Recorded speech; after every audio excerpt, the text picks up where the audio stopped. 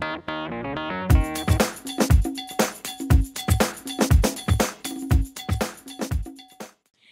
everyone, I'm Barbara Baxter, and this is my friend LuLu and our friend Zach Nordyke. That's right, and we're here for a third time to talk to you about some very important issues when you're dealing with illness and recovery.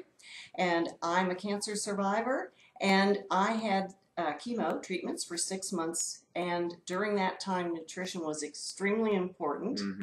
And Zach is a professional trainer who helped me very much. Zach, you want to tell us a little bit about yourself? I think that when you instruct exercise like I do and like my company promotes, it's one dimension of it to do the physical fitness, but another huge portion of it is the nutrition. So we try not to just give our clients knowledge on what to do from a physical activity standpoint, but also what to put in their body, because it's about energy in and energy out through activity. Yes, absolutely, and that was especially important for me, and it is for any of you out there who are dealing with severe illness. And one of the things that I was especially interested in was how to keep my energy level up, and Zach suggested that eating a little bit throughout the day rather than just sticking to like 3 meals was a better way to do it, and that worked for me certainly. And I also learned from Zach the importance of eating a lot of fresh fruit because it's water rich.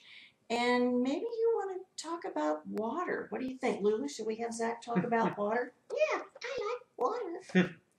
Well, I think that the interesting thing about water is everybody knows you need it to stay hydrated. It pretty much composes 80 to 90% of your body. So wow, that's one important thing.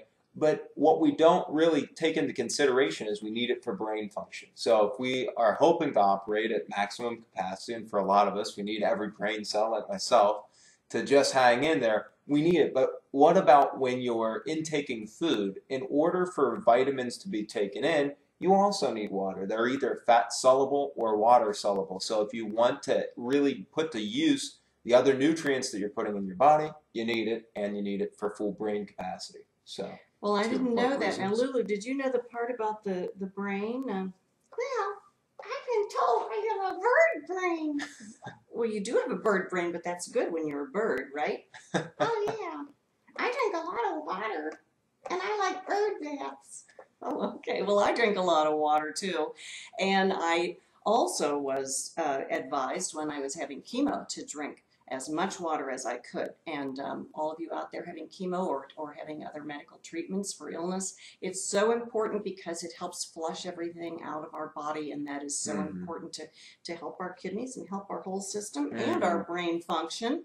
And Zach, another thing that I began to do at your suggestion and the suggestion of 2 other friends, Steve and Rua, who are friends of mine and live on the East Coast, they suggested eating fruit, like you said, and the importance of beans and lentils. And I got in the habit of having some kind of soup for lunch. So I would either have lentil soup or maybe a bowl of chili. What can you tell us about beans and lentils? Well, I think it just goes back to the importance of eating things that are probably fresh and from the ground. When you're dealing with a chronic disease or when you're trying to get optimally healthy through eating, if you're eating things that come from the earth, they're obviously the most nutrient rich and have gone through the least processing to be something edible and give us what we're looking for. We're always looking for nutrients and things to put in our system to give us energy. Beans and lentils are great sources of natural protein. So that's huge for us. And fruits and vegetables give us essential micronutrients, which are small nutrients other than protein, carbohydrates, and fats that help us have energy and vitality to live. So these are huge. That's great. Don't you think so, Lulu? I do. What about bugs? I like to eat bugs. Are they from the ground? Hey, if you have the palate to eat a bug, then you'll probably have a lot of nutrients too. I do. They're yummy. Okay, well, so much for that discussion. Oh, wait a minute. thing that I noticed. When you... Me? When you were eating fruit and beans in the same meal, all you did was tip, tip, tip. Lulu, stop that. Stop that.